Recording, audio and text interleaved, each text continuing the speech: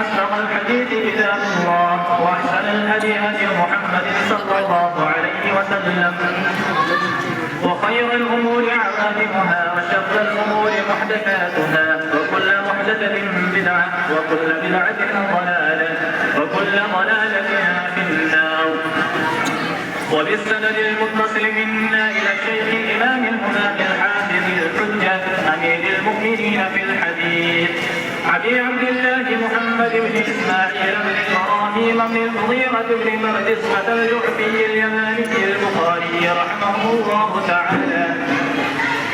اللهم انفعنا بعلومه وعلومهم آمين يا رب العالمين. باب قول الله تعالى ونزع الموازين القسط ليوم القيامة وأن أعمال بني آدم وقولهم توزن. وقال مجاهد القسط العدل بالرومية ويقال القسط مصدر المقسط وهو العادل وأما القاصد فهو الجائر. وبه قال حدثنا أحمد بن أشكال قال حدثنا محمد بن فضيل عن عبادة بن القعقاع عن أبي زرعة عن أبي هريرة رضي الله تعالى عنه وعنهم قال النبي صلى الله عليه وسلم كلمتان حبيبتان إلى الرحمن خفيفتان على اللسان ثقيلتان في الميزان سبحان الله وبحمده سبحان الله العظيم. بس ہو گئی حدیث. آواز ہلکی کرو کم کرو صرف حدیث پڑھ دو بیٹا. بسم الله الرحمن الرحيم. عن أبي هريرة رضي الله تعالى عنه قال النبي صلى الله عليه وسلم كلمتان حبيبتان إلى الرحمن خفيفتان على اللسان ثقيلتان في الميزان سبحان الله وبحمده سبحان الله العظيم.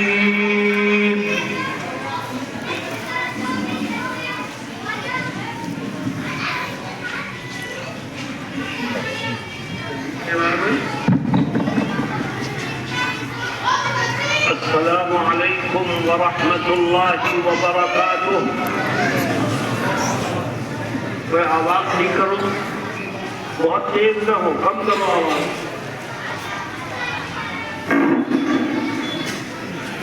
درود شریف پڑھ لیجیے.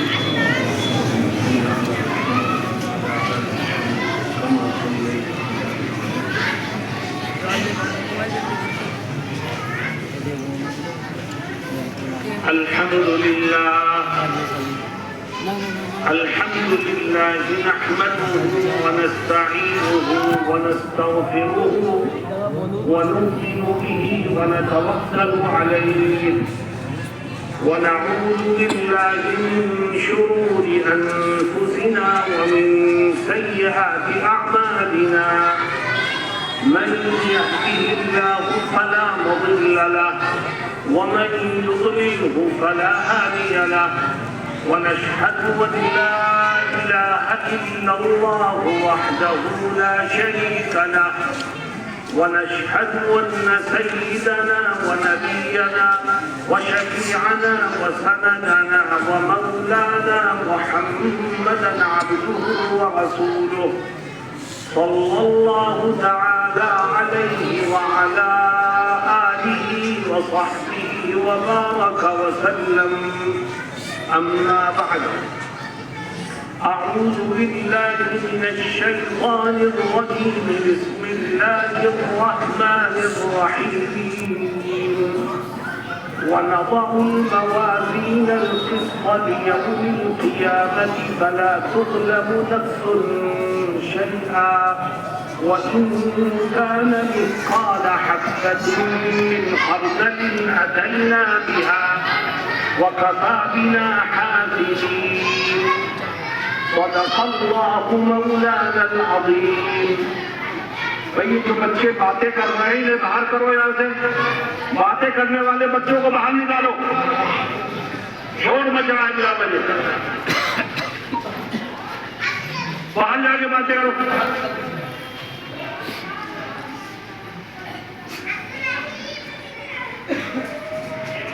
حضرات علماء کرام، معزز حاضرین اور نوجوان ساتھیوں، بخاری شریف کی آخری حدیث شریف ابھی آپ کے سامنے پڑھی گئی۔ اہل ایمان کا اس بات پر اتفاق ہے کہ اس روح زمین پر اللہ کی کتاب کے بعد اگر سب سے صحیح اور درست کوئی کتاب ہے تو وہ بخاری شریف ہے۔ اصح الکتب بعد کتاب اللہ صحیح البخاری۔ دوستوں اور ساتھیوں، امام بخاری رحمہ اللہ کو اللہ رب العزت نے علم و فضل، تقوی اور خلوص کی دولت سے مالا مال فرمایا۔ ان کی کتاب جو آج امت مسلمہ کے ہاتھوں میں ہے وہ صحیح بخاری کے نام سے مشہور ہے۔ اس میں انہوں نے علوم کے خزانے سمو دیے ہیں، اور سب سے اہم چیز جو امام بخاری کی اس کتاب میں ہے وہ ہے ان کے ابواب کی ترتیب۔ وہ ایک باب قائم کرتے ہیں اور علماء اور محدثین اس پر متفق ہیں کہ باب کے عنوان میں وہ جو کچھ ان کے دل و دماغ میں ہوتا ہے وہ اس میں چھپا کر کے امت کے سامنے پیش کریں۔ اسی لیے ان کے ابواب کو صحیح انداز پر امت مسلمہ کے سامنے پیش کرنے کے لیے باقاعدہ ابواب الابواب والتراجم کے نام سے کتابیں مرتب کی گئی۔ امام بخاری نے یہ باب قائم کیا تو اس کا کیا مقصد، یہ باب قائم کیا تو اس کا کیا مقصد، یہ باب قائم کیا تو اس کا کیا مقصد۔ یہ آخری باب پر میں کچھ کہنا چاہوں گا۔ دیکھو، آخری باب کا عنوان قرآن کریم کی ایک آیت ہے اور فرماتے ہیں باب قول اللہ عز وجل وَنَضَعُ الْمَوَازِينَ الْقِسْطَ لِيَوْمِ الْقِيَامَةِ۔ آخری بات میں عنوان کے طور پر قرآن کی ایک آیت کو ذکر کیا ہے۔ محدثین اس بات کے سلسلے میں یہ کہتے ہیں کہ امام بخاری رحمہ اللہ نے اس آخری باب میں عنوان کے طور پر اس آیت کو ذکر کر کے امت کو یہ پیغام دیا ہے کہ دنیا سب کچھ نہیں ہے۔ اس دن کو یاد رکھو جس دن اپنے رب کے سامنے کھڑے ہو کر ہمیں اور آپ کو اپنے کیے کا حساب دینا پڑے گا۔ چنانچہ جو آیت یہاں پیش کی ہے اس آیت میں میدان محشر کا ایک منظر اللہ رب العزت نے ذکر فرمایا۔ امام بخاری رحمہ اللہ ہم سب کو اسی کی طرف متوجہ کر رہے ہیں۔ تم نے کاروبار کر لیا، تم نے فیکٹری بنا لی، تم نے گھر بنا لیا، تم نے کھیتی باڑی کر کے بہت سی دولت جمع کر لی، تم نے مدرسے اور مسجدیں بنا لی، اس کو کافی مت سمجھو۔ ہمیشہ ذہن و دماغ میں اس بات کو رکھو کہ ایک دن آنے والا ہے جس میں مجھے اپنے کیے کا حساب دینا ہے۔ تم نے کیا کیا ہے تیرا رب خوب دیکھ رہا ہے۔ وہ تیرے ظاہر کو بھی دیکھتا ہے، تیرے باطن کو بھی دیکھتا ہے، تیرے گھریلو زندگی کو بھی دیکھتا ہے، تیرے باہر کی زندگی کو بھی دیکھتا ہے، اور وہ کل تجھ سے ایک ایک چیز کے بارے میں سوال کرے گا۔ میرے دوستوں ساتھیوں، امام بخاری رحمہ اللہ اس آیت کے ذریعے قیامت کا ایک منظر ہمارے سامنے پیش کرنا چاہے۔ میدان محشر میں ہوگا کیا؟ اللہ اکبر! میدان محشر میں میں بھی ہوں گا، آپ بھی ہوں گے، ہمارے باپ باپ بھی ہوں گے، بھائی بہن بھی ہوں گے، بیوی بھی ہوگی، شوہر بھی ہوگا، لیکن یاد رکھو انسان نہ کسی کی مدد کر سکے گا نہ کسی کے کام آ سکے گا، نہ کسی کو پہچاننے کی کوشش کرے گا، اس دن تو ہر ایک کو فکر ہوگی تو صرف اپنی فکر ہوگی۔ قرآن کریم میں اللہ رب العزت میدان محشر کی ہولناکی کو ذکر کرتا ہے اور کیا کہتا ہے؟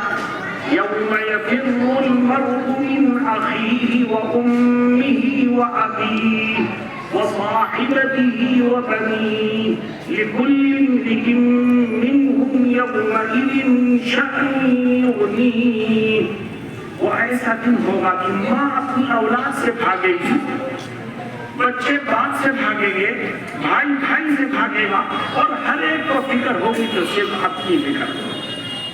اور دن کتنا خطرناک ہوگا، یہ سورج جو آج ہم سے کروڑوں میل دور ہے اور سردی کا موسم ہے، پھر بھی آدھے گھنٹے آپ دھوپ میں نہیں بیٹھ سکتے۔ قیامت کے دن یہ سورج صرف 1 میل کے فاصلے پر آگ اگل رہا، نہ کوئی درخت ہوگا، نہ کوئی سایہ ہوگا، نہ کوئی گھر ہوگا، نہ کوئی سائبان ہوگا۔ انسان کھلے میدان میں سورج سے نکلنے والی آگ میں تپ رہا ہوگا، جل رہا ہوگا، بھن رہا ہوگا۔ اگر وہ قیامت کا دن نہ ہو تو صرف سورج سے نکلنے والی آگ اتنی شدید ہوگی کہ انسان جل کر کے پھر مر جائے، لیکن قیامت کے دن جلے گا، بھنے گا، پریشان ہوگا، مگر موت نہیں آئے گی۔ اور یہ دن کتنا لمبا ہوگا، اللہ فرماتا ہے تعرج الملائکۃ والروح الیہ فی یوم کان مقدارہ 50,000 سنہ۔ یہ قیامت کا ایک دن کتنا لمبا ہوگا۔ خدا کہتا ہے یہ دن تمہارے دنوں کے حساب سے 50,000 سال کے برابر کا ہوگا۔ نہ سورج ڈھلے گا، نہ چھپنے کی کوئی جگہ ہوگی، نہ کھانے کو کوئی چیز ہوگی، نہ پیاس بجھانے کو پانی۔ انسان پریشانی کے عالم میں ہوگا۔ اس وقت چند موقع ایسے آئیں گے جس میں ہر ایک کو صرف اور صرف اپنی فکر ہوگی اور انسان دوسرے کا تصور بھی بھلا بیٹھے۔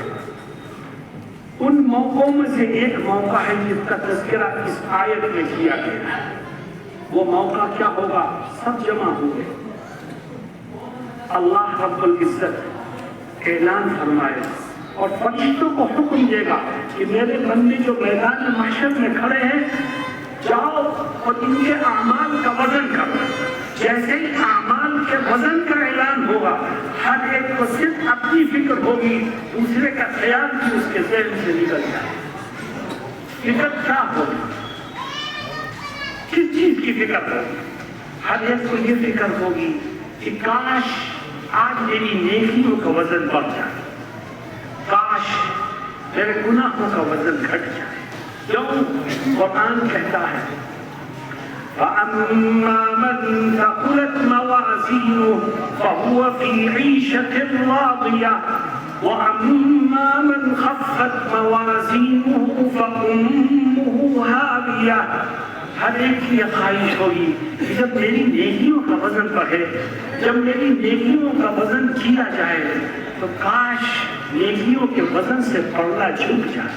کیوں؟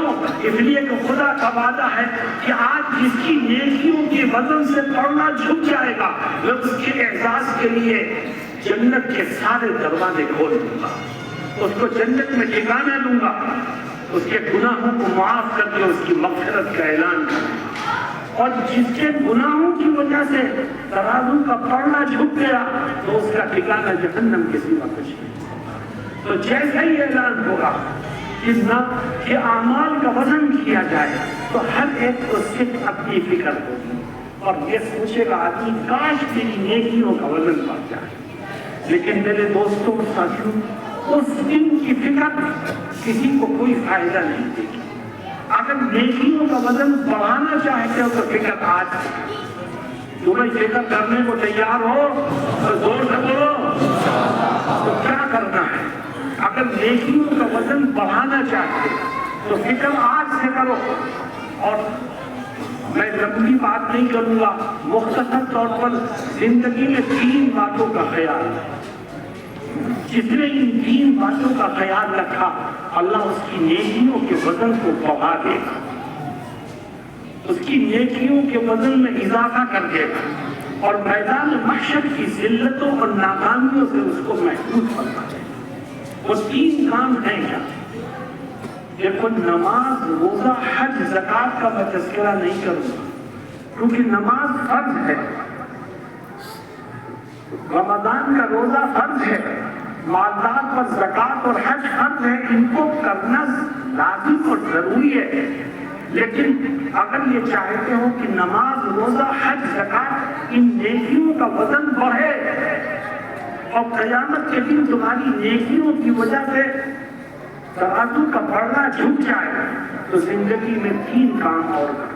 نماز بھی پڑھو، روزہ بھی رکھو، حج بھی کرو، زکوٰۃ بھی دو، اور 3 کام اور کرو۔ وہ 3 کام کیا ہے؟ سب سے پہلا کام، اگر اپنی نیکیوں کے وزن کو بڑھانا چاہتے ہیں تو سب سے پہلا کام آج سے طے کر لو کہ انشاءاللہ زندگی کے آخری سانس تک جو لقمہ میرے پیٹ میں جائے گا وہ حلال کا، جس کا کھانا حلال، جس کا پینا حلال، جس کا کاروبار حلال، جس کی آمدنی حلال، اللہ اس کی نمازیں بھی قبول کرے گا، اس کے روزے بھی قبول کرے گا، اس کا حج، اس کی زکوٰۃ بھی قبول کرے گا اور اس کی نیکیوں کے وزن کو بڑھا دے گا۔ اور جس نے صرف دنیا کے چکر میں حرام و حلال کے فرق کو بھلا دیا، جائز و ناجائز کو بھلا دیا، صرف دولت کمانے اور بینک بیلنس میں اضافہ کرنے کی فکر میں رہا، تو یاد رکھو قیامت کے دن ذلت اور رسوائی کے سوا اس کو کچھ نہیں ملے گا۔ آج میں ایک بات ہر جگہ کہتا ہوں، آپ سے بھی کہہ رہا ہوں، آج سودی لین دین عام ہو رہا ہے، اور جس طرح غیر برادران وطن سودی قرضوں کے ذریعے سے اپنے کاروبار کو بڑھانے کی فکر میں رہتے ہیں اور بینک سے سودی قرض لینے کے لائن میں لگے رہتے ہیں، اسی طرح آج ہمارا جوان بھی سودی قرض لینے والوں کی لائن میں سب سے آگے بڑھا ہے۔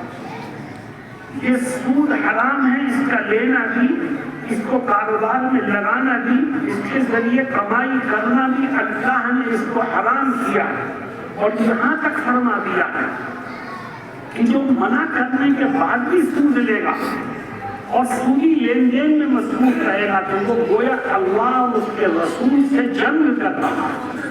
میرے دوستوں بتاؤ، جو اللہ اور رسول سے جنگ کرے وہ کبھی کامیاب ہو سکتا ہے؟ اس کی دنیا بھی برباد، اس کی آخرت بھی برباد۔ اور اللہ رب العزت میدان محشر میں سود لینے، سود کھانے والے کا کیا حشر ہوگا، قرآن میں ایک آیت میں اس کا ذکر کرتا ہے، اور کیا فرماتا ہے؟ الذين يأكلون الربا لا يقومون إلا كما يقوم الذي يتخبطه الشيطان من المس ذلك بأنهم قالوا إنما البيع مثل الربا۔ اللہ کہتا ہے جس نے سود کھایا ہوگا، سودی لین دین میں مصروف رہا ہوگا، وہ کل قیامت کے دن جب میدان محشر میں پہنچے گا تو اس کا حال ایسا ہوگا گویا اس کے اوپر جن سوار ہو گیا ہے۔ جس کے اوپر جن سوار ہو جائے وہ کبھی چیختا ہے، کبھی روتا ہے، کبھی اٹھتا ہے، کبھی بیٹھتا ہے، کبھی بھاگتا ہے، کبھی دوڑتا ہے، کبھی گرتا ہے۔ یہی حال ہوگا اس شخص کا جس نے دنیا میں سود کھایا ہو، اور ساری دنیا کے لوگ میدان محشر میں جمع ہوں گے۔ اس کی اس حالت کو دیکھ کر کے ہر ایک پہچان لے گا کہ یہ وہ بدنصیب ہے جس نے دنیا میں سود کھایا۔ میرے دوستوں اور ساتھیوں، اگر اپنی نیکیوں کے وزن میں اضافہ چاہتے ہو تو آج سے طے کرو کہ جو کمائیں گے وہ حلال کا ہوگا، جو کھائیں گے وہ حلال کا ہوگا، اور انشاءاللہ زندگی کے ہر قدم پر حرام سے بچنے کی بھرپور کوشش کریں گے۔ تو وہ کریں گے انشاءاللہ۔ نمبر 2، اگر اپنی نیکی کے وزن کو بڑھانا چاہتے ہو، نماز بھی پڑھتے ہو، روزہ بھی رکھتے ہو، حج بھی کرتے ہو، زکوٰۃ بھی دیتے ہو، نیکیوں کے وزن کو بڑھانا چاہتے ہو اور قیامت کے دن کی ذلت اور ناکامی سے بچنا چاہتے ہو تو ایک دوسرا کام بھی کرو، اور وہ دوسرا کام یہ ہے کہ آج سے عہد کر لو کہ انشاءاللہ زندگی کے آخری سانس تک جب کسی کا کوئی حق میری طرف نکلے گا تو ایک ایک بھائی کا حساب کر کے اس کے حق کو ادا کر دوں گا. بھائی کا حق ہوگا وہ بھی ادا کر دوں گا, بہن کا حق ہوگا وہ بھی ادا کر دوں گا, کسی پارٹنر کا حق ہوگا وہ بھی. حق تلفی کے گناہ سے بچوں گا, ورنہ تو ہوگا کیا؟ تو نے نمازیں پڑھی, تو نے روزے رکھے, تو نے حج کیا, تو نے زکوٰۃ کی, اور میدان محشر میں پہنچتا ہے اور جن کا حق مارا تھا وہ تیرے پیچھے پیچھے مرے, تو خدا فرشتوں کو حکم دے گا کہ اس کی نیکیوں کو حقداروں میں تقسیم کر. تو تیری نیکی کا وزن تو دور کی بات ہے, اس نیکی کا فائدہ تجھے پہنچے گا نہیں. تیری نیکیاں تو حقداروں میں تقسیم کر دی جائیں گی اور تم منہ کھڑا دیکھتا رہے. میرے دوستوں ساتھیوں, آج حق تلفی کا گناہ امت میں عام ہو رہا ہے. جس خاندان میں دیکھو جھگڑا, بھائی کہتا ہے دوسرے بھائی نے میرا حق مار دیا, بہنیں کہتی ہیں کہ بھائیوں نے میرا حق نہیں دیا, ایک رشتے دار دوسرے کی شکایت, ایک پڑوسی دوسرے پڑوسی کی. اللہ سے ڈرو, اللہ کے ہاں ہمارا ہر عمل نام اعمال میں لکھا جا رہا ہے, اور کل جب اعمال کا وزن ہوگا تو یہی وہ چیزیں ہیں جو ہمارے اعمال کے وزن کو گھٹا کے ختم کر دیں. میرے دوستوں اور ساتھیوں, حضرت محمد مصطفیٰ صلی اللہ علیہ وسلم نے حق تلفی کے گناہ کو بیان کیا اور اس سے بچنے کا حکم دیا, اور یہاں تک فرما دیا کہ میں اب کہہ رہا ہوں کہ کسی کا حق مت مارنا, اور اگر تم کسی کا حق مار کر میدان محشر میں پہنچے اور پھر مجھ سے شفاعت کی تم نے درخواست کی, تو میں آج ہی کہہ رہا ہوں میں اس دن تمہاری کو شفاعت کروں. یہ آقا کہہ کے گئے. میرے دوستوں اور ساتھیوں, ہمیں اپنے گریبان میں جھانکنا چاہیے, اور یہاں جتنے ساتھی بیٹھے ہیں کہ جہاں تک میری آواز جا رہی ہے, اگر کسی ساتھی کی طرف کسی کا حق نکل رہا ہے تو وہ عہد کرے دل میں کہ انشاءاللہ میں پہلی فرصت میں اس کے حق کو ادا کروں. نمبر 3, اگر اپنے اعمال کے, اپنی نیکیوں کے وزن کو بڑھانا چاہتے ہیں تو ایک تیسرا کام بھی, اور آج امت اس میں بھی سب سے پیچھے ہوتی جا رہی ہے, اور وہ تیسرا کام یہ ہے کہ آج سے طے کرو کہ انشاءاللہ زندگی کے آخری سانس تک ہر قدم پر اٹھتے بیٹھتے چلتے پھرتے کھاتے پیتے نبی کریم صلی اللہ علیہ وسلم کی ایک ایک سنت پر عمل کرنا. جو آقا کی سنت پر عمل کرے گا اللہ اس کی نیکیوں کے وزن کو بڑھا دے گا, اور جو آقا کی سنت کو پیروں تلے رولے گا تو خدا کو ایسے شخص کی نہ کوئی ضرورت ہے اور نہ اس کی نیکیاں قبولیت کے درجے کو پہنچنے والی. میرے دل کو یہ تکلیف ہے کہ آج نبی کی سنتوں کو نقصان یہودیوں سے نہیں پہنچ رہا ہے, عیسائیوں سے نہیں پہنچ رہا ہے, کافروں اور مشرکوں سے نہیں پہنچ رہا ہے. آج نبی کی سنت کو نقصان خود مسلمانوں سے پہنچ رہا ہے. آؤ ہم طے کریں, جتنے لوگ یہاں بغیر داڑھی کے بیٹھے ہیں وہ طے کریں کہ ہم اپنے چہرے کو نبی کی سنت سے سجائیں گے تاکہ ہماری نیکیوں کا وزن بڑھے, اور کل میدان محشر کی ذلتوں سے ہمارا رب ہماری حفاظت کرے. اسی طرح شادی بیاہ کا موقع ہو تو یاد رکھو ہم آزاد نہیں ہیں, نہ غم کے موقع پر ہم آزاد ہیں, نہ خوشی کے موقع پر ہم آزاد ہیں.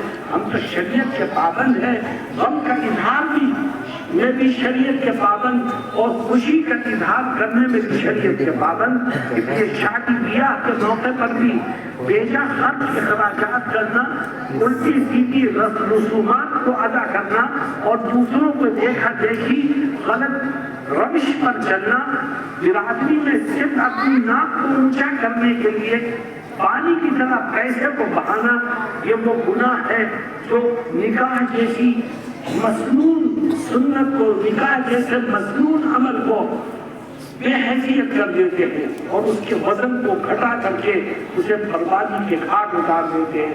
اللہ زندگی کے ہر قدم پر ہمیں سنت پر عمل کرنے کی توفیق عطا فرمائے. یہ 3 کام ہیں, جس نے یہ 3 کام کیے اللہ اس کی نیکیوں کے وزن کو بڑھا دے گا. لیکن یہ 3 کام کب ہوں؟ نماز, روزہ, حج, زکوٰۃ کے ساتھ ساتھ. اگر کوئی یہ 3 کام کرے, نماز نہ پڑھے تو نیکی کہاں جس کا وزن بڑھے گا. روزہ نہ رکھے تو نیکی کہاں ہے؟ کس کا وزن بڑھے گا؟ نماز، روزہ، حج، زکات کے ساتھ ساتھ یہ 3 کام کرو تو اللہ تمہاری نیکیوں کے وزن کو بڑھا دے گا۔ وَنَضَعُ الْمَوَازِينَ الْقِسْطَ لِيَوْمِ الْقِيَامَةِ فَلَا تُظْلَمُ نَفْسٌ شَيْئًا وَإِنْ كَانَ مِثْقَالَ حَبَّةٍ مِّنْ خَرْدَلٍ أَتَيْنَا بِهَا وَكَفَىٰ بِنَا حَاسِبِينَ۔ امام بخاری رحمہ اللہ نے اس آیت کا ذکر کیا اور اپنی عادت کے مطابق آیت میں موجود کچھ الفاظ کی لغوی تحقیق پیش کرنا۔ اور کیا کہتے ہیں؟ پہلے ایک دعویٰ کرتے ہیں کہ ان اعمال بنی آدم وقولهم یقزل، کہ بنو آدم کے اعمال اور ان کی باتوں کو تولا جائے۔ کسی کے ذہن میں یہ پیدا ہو کہ یہ سوال آ سکتا ہے کہ ہم نے نماز پڑھی تو ختم ہو گئی؟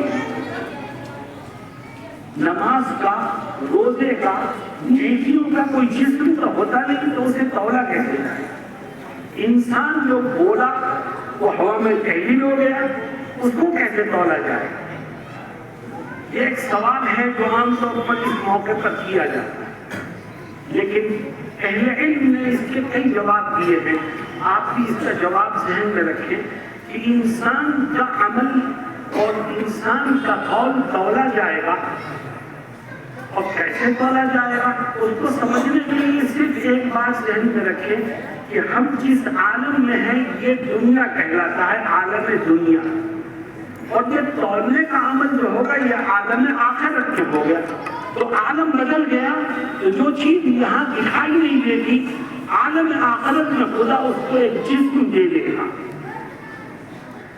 نماز نہیں دکھائی دے رہی ہے، نماز کو ایک جسم کی صورت میں عالم آخرت میں پیدا کر کے سامنے کھڑا کر دیا جائے۔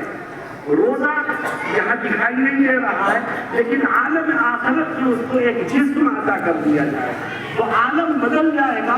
تو یہ ساری چیزیں جن کا تعلق آواز سے ہے، جو دکھائی نہیں دیتی، جن کا کوئی جسم نہیں ہے، عالم آخرت میں خدا ان کو جسم میں تبدیل فرما دے گا۔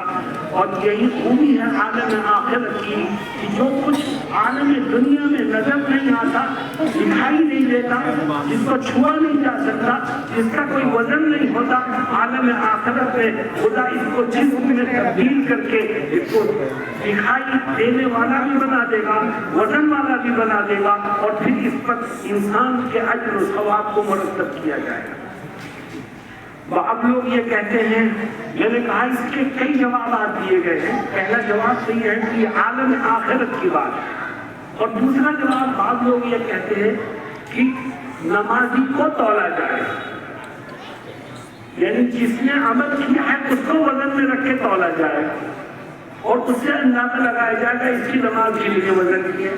روزے دار کو تولا جائے گا، اس کے روزہ کتنے وزن کا ہے۔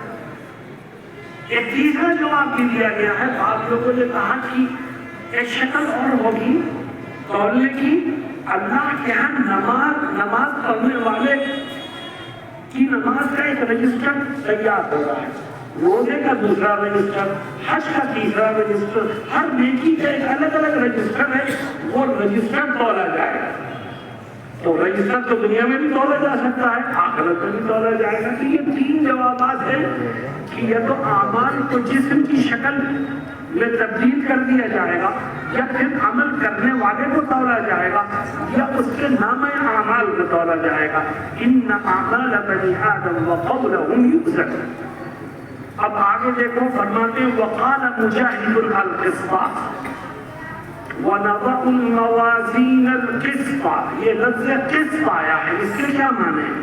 فرماتے ہیں قسط اور قسطاس، یہ دونوں لفظ قرآن میں استعمال ہوئے ہیں۔ قسط اس آیت میں آیا ہے اور قسطاس ایک دوسری آیت میں آیا ہے۔ ان دونوں الفاظ کے معنی ایک ہی ہیں، عدل و انصاف کرنا۔ تو خدا کہتا ہے میں ترازو رکھوں گا عدل و انصاف کو قائم کرنے کے لیے میدان محشر میں۔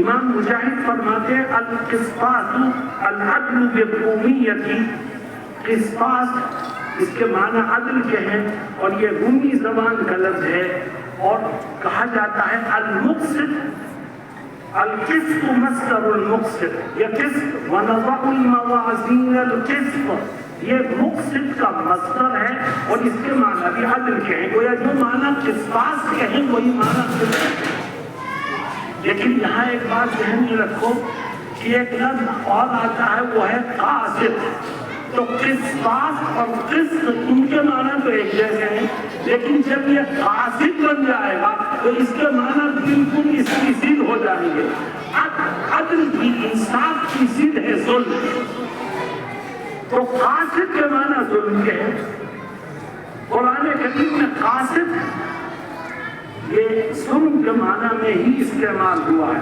چنانچہ اللہ کہتا ہے وَأَمَّا الْقَاسِطُونَ فَكَانُوا لِجَهَنَّمَ حَطَبًا جہنم کا ایندھن ہوں گے ظلم کرنے والے امام بخاری رحمہ اللہ کا یہ خاص کمال ہے کہ حدیث میں اگر کوئی لفظ آیا یا قرآن میں کوئی لفظ آتا ہے تو اس کی لغوی تحقیق بھی کرتے ہیں تو قسط کی یہ تحقیق پیش کی کہ قسط اور قسطاس دونوں ہم معنی ہیں اور جب یہ قاسط میں تبدیل ہوگا تو اس کے معنی بالکل مختلف ہو جائیں گے اور عدل کے بجائے اس کے معنی ظلم اور ناانصافی کے ہوں گے چنانچہ فرماتے ہیں وَأَمَّا الْقَاسِطُ فَهُوَ الْجَاهِلُ اب آگے دیکھو یہ روایت پیش کی جا رہی ہے میں اس کو پڑھتا ہوں اور پھر اس کا ترجمہ کر دوں گا وَبِهِ قَالَ حَدَّثَنَا مُحَمَّدُ بْنُ أَشْكَابَ قَالَ حَدَّثَنَا مُحَمَّدُ بْنُ فُضَيْلٍ عَنْ عُمَارَةَ بْنِ الْقَعْقَاعِ عَنْ أَبِي زُرْعَةَ عَنْ أَبِي هُرَيْرَةَ رَضِيَ اللَّهُ عَنْهُمْ قَالَ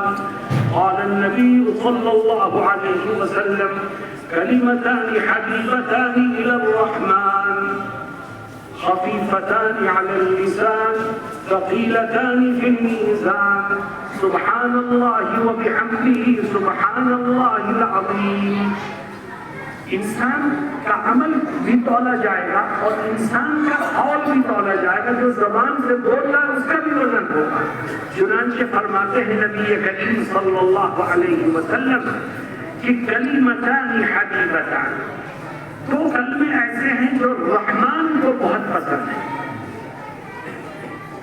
سوال پیدا ہوتا ہے یہ رحمان کو بہت پسند ہے تو وہ تو بہت بھاری ہوں گے بڑی مشکل ہوں گے فرماتے ہیں نہیں خفیفتان علی اللسان رحمان کو تو بہت پسند ہے لیکن زبان پر بہت ہلکے اب سوال پیدا ہوا کہ زبان پر ہلکے ہیں تو پھر ترازو میں تو ان کا کوئی وزن ہی نہیں ہوگا تو فرماتے ہیں نہیں زبان پر تو ہلکے ہیں لیکن ثقیلتان فی المیزان لیکن قیامت کے دن جب میزان میں رکھے جائیں گے تو بہت بھاری ثابت ہوں گے وہ کون سے دو کلمے ہیں سب پڑھو سبحان اللہ وبحمدہ سبحان اللہ العظیم سبحان اللہ وبحمدہ سبحان اللہ العظیم سبحان اللہ وبحمدہ سبحان اللہ العظیم دوستوں ساتھیوں آخری بات دیکھو یہ بخاری شریف کی آخری روایت آپ نے سن لی اور اس میں جناب رسول اللہ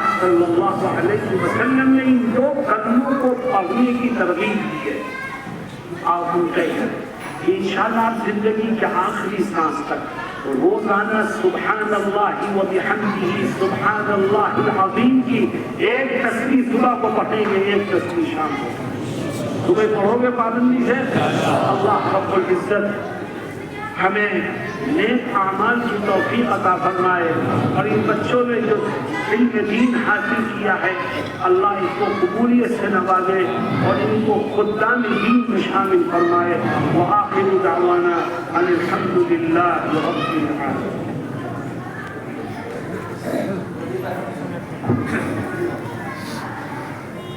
آدھے گھنٹے میں کر دیا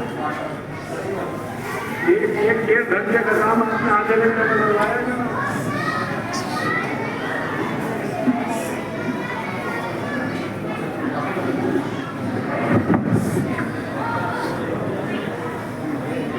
کیا ہو گیا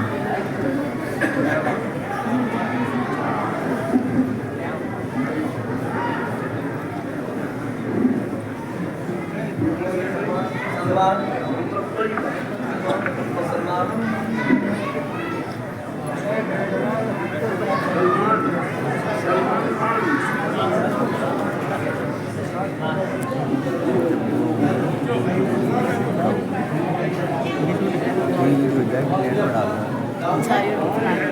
اس طرح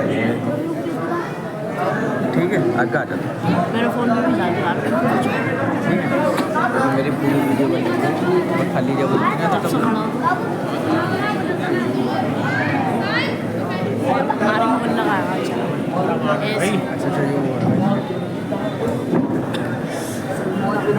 ماشاء اللہ سبھی صحابہ اکرام کو صحت سے اور سارے فضیلت سے نوازا جا رہا ہے.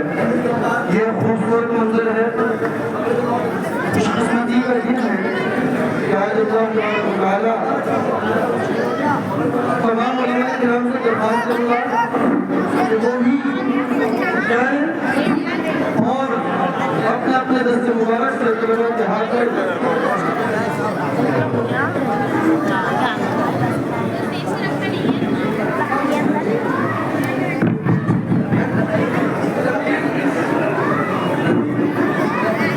سبھی علماء اکرام کھڑے ہو جائیں اور طلباء اکرام کی حوصلہ افزائی کے لیے آپ ان کے سروں پر اپنا دستہ مبارک رکھ دیں. ماشاءاللہ بڑا خوشگوار منظر ہے. بندے کا تاج جب ماں باپ کے بندے میں پوچھیں گے انہوں نے کیا عمل اولاد کو اپنی کرایا ہے, جواب آئے گا ان لوگوں نے اپنے بچوں کو رضائے رب کی خاطر حافظ قرآن بنایا ہے. اور امینوں نے شاہوں نے بھی جو منصب نہیں پایا وہ منصب حافظ قرآن نے قرآن سے پایا ہے. ماشاءاللہ 7 طلباء اکرام کو دستار فضیلت سے نوازا جا رہا ہے. ضلع بجنور کے الحمدللہ بڑے بڑے علماء اکرام الحمدللہ یہاں پر موجود ہیں. سبھی کی آنکھوں کے سامنے اور سبھی کے مبارک ہاتھوں سے ان کو دستار فضیلت سے نوازا جا رہا ہے. اب ہٹاؤ تو 2 کیمرہ ایک بار وہ تو دوسری آئے میرے یار کیا پکڑ گیا ہوا آزان جانی چاہیے یار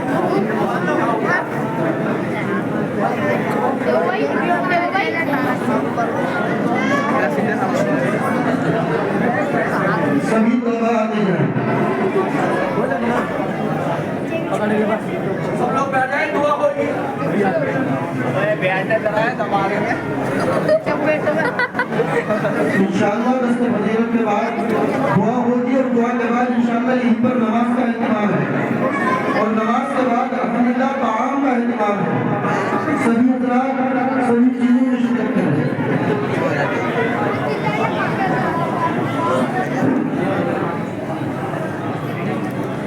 ارے بھائی سب لوگ بیٹھ جائیں دعا ہوگی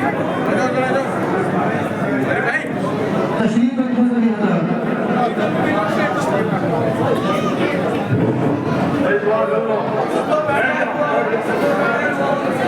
اللهم لك الحمد حمدا كثيرا ولك الشكر شكرا وفيرا. اللهم لك الحمد حمدا كثيرا طيبا مباركا فيه مباركا عليه كما يحب ربنا ويرضى. اللهم صل على سيد المرسلين وإمام المتقين وقائد الغر المحجلين ورسول رب العالمين سيدنا محمد المصطفى والمجتبى وعلى آله الطيبين الطاهرين. ربنا آتنا في الدنيا حسنة وفي الآخرة حسنة وقنا عذاب النار وقنا عذاب القبر وقنا عذاب الحشر. اللهم إنا نسألك علما نافعا وعملا صالحا ورزقا واسعا وشفاء من كل داء. اللهم اغفر لنا ما قدمنا وما أخرنا وما أسررنا وما أعلنا وما أنت أعلم به منا. أنت المقدم وأنت المؤخر لا إله إلا أنت والشر ليس إليك والمهدي من هديت. تباركت ربنا وتعاليت. نستغفرك اللهم ونتوب إليك. نستغفرك اللهم ونتوب إليك. نستغفرك اللهم ونتوب إليك. اے اللہ تیرے محبوب کی ایک حدیث پڑھی گئی اے اللہ اس حدیث کی برکت سے ہمارے گناہوں کو معاف فرما دے۔ اے اللہ یہ بخاری شریف جیسی صحیح اور درست کتاب کی مکمل ہونے کا موقع ہے۔ اے اللہ اس موقع پر دعائیں قبول ہوتی ہیں۔ اے اللہ ہماری دعاؤں کو بھی قبول فرما، گناہوں کو معاف فرما۔ اے اللہ ہمیں اپنے نیک بندوں میں شامل فرما۔ اے اللہ قیامت کے دن میدان محشر کی ذلت اور رسوائی سے ہماری حفاظت فرما۔ اے اللہ اس دن ہمیں اپنے عرش کے سائے میں جگہ نصیب فرما۔ اے اللہ جب اعمال کا وزن ہونے لگے تو ہماری نیکیوں کے وزن کو بڑھا دیجیے۔ اے اللہ نیکیوں کے وزن کو بڑھا دیجیے۔ اے اللہ ہمیں رزق حلال عطا فرما، حرام کی نفرت ہمارے دلوں میں بٹھا دے۔ اے اللہ حلال کمائی میں برکت عطا فرما۔ اے اللہ رزق حلال کے راستوں کو کھول دے، رکاوٹوں کو دور فرما اور حرام کی طرف سے ہمارے دلوں کو پھیر دے۔ اے اللہ جب کسی کا کوئی حق ہماری طرف سے ملے تو ایک ایک پائی کا حساب کر کے اس کے حق کو ادا کرنے کی توفیق عطا فرما۔ اے رب اپنے محبوب کی سنتوں کی عظمت ہمارے دلوں میں بٹھا دے۔ اے اللہ چلتے پھرتے اٹھتے بیٹھتے کھاتے پیتے فنکشنز اور تقاریب میں سنت پر عمل کی توفیق سے مالا مال فرما۔ اے اللہ جو بیمار ہیں ان کو شفا عطا فرما، جو پریشان حال ہیں ان کی پریشانیوں کو دور فرما۔ ہمارے جو اعزاء و اقارب دنیا میں چلے گئے ہیں اے اللہ ان کی خوب مغفرت فرما، ان کے درجات کو بلند فرما، ان کی قبروں کو جنت کے باغ میں تبدیل فرما۔ اے اللہ اس مدرسے کو مزید ترقیات سے مالا مال فرما۔ اے اللہ مدرسے کے رکے ہوئے کاموں کو عافیت سے مکمل فرما، لوگوں کے دلوں کو متوجہ فرما۔ اے اللہ آج جن بچوں کے سروں پر دستار باندھی گئی ہے ان کو تو اپنے دین کی خدمت کے لیے قبول فرما، ان کو علم پر عمل کی توفیق سے مالا مال فرما۔ اے اللہ ان کو اپنی زندگی سنتوں کے مطابق گزارنے کی توفیق عطا فرما۔ اے اللہ اساتذہ کی محنتوں کو بھی قبول فرما۔ اے اللہ ابھی مدرسے کے تعاون کے لیے جن جن ساتھیوں نے اپنی رزق حلال سے حلال طریقے سے کمائی گئی رقم کو نکال کر پیش کیا، اے اللہ ان کے تعاون کو قبول فرما۔ اے اللہ ان کو اپنی شان اجر عطا فرما، اور جو دے نہیں سکی مگر ارادہ ہے اے اللہ تو ان کے ارادے کو بھی قبول فرما، اور مزید زیادہ سے زیادہ لوگوں کو ارادہ کر کے مدرسے کے تعاون کی توفیق سے مالا مال فرما۔ اب خیر امت کو نصیب فرما۔ کہ اللہ آج مسلمان بہت پریشان ہے، نہ جان محفوظ ہے، نہ مال محفوظ ہے، نہ عزت و آبرو محفوظ ہے۔ کہ اللہ یہ ہمارے گناہوں کا نتیجہ ہے۔ کہ اللہ اس مبارک موقع پر تو ہمیں معاف فرما دے، ہماری جانوں کی حفاظت فرما، مال کی حفاظت فرما، عزت و آبرو کی حفاظت فرما، کاروبار کی حفاظت فرما، مسجدوں اور مدرسوں کی حفاظت فرما، اوقاف کی حفاظت فرما، ہر خیر سے امت کو مالا مال فرما، ہر شر سے امت کی حفاظت فرما۔ اے اللہ ہمارے اس دیش کو امن و امان کا گہوارہ بنا دے، یہاں رہنے والے ہندو مسلم سکھ عیسائی سب کے دلوں میں ایک دوسرے کے لیے محبت کو پیدا فرما۔ اے اللہ نفرت کے سوداگروں کو ناکام فرما، اور یہاں رہنے والوں کو ایک دوسرے کے لیے مر مٹنے اور محبت کا اظہار کرنے کی توفیق عطا فرما، الفت اور پیار کو عام فرما دے، نفرت اور لڑائی جھگڑے اور اختلافات کو ملک سے دور فرما دے۔ اے اللہ ہر خیر سے ہم سب کو مالا مال فرما، ہر شر سے ہم سب کی حفاظت فرما۔ کہ اللہ ہماری تمام دعاؤں کو اپنے حبیب حضرت محمد مصطفیٰ صلی اللہ علیہ وسلم کے صدقے اور طفیل میں قبول فرما۔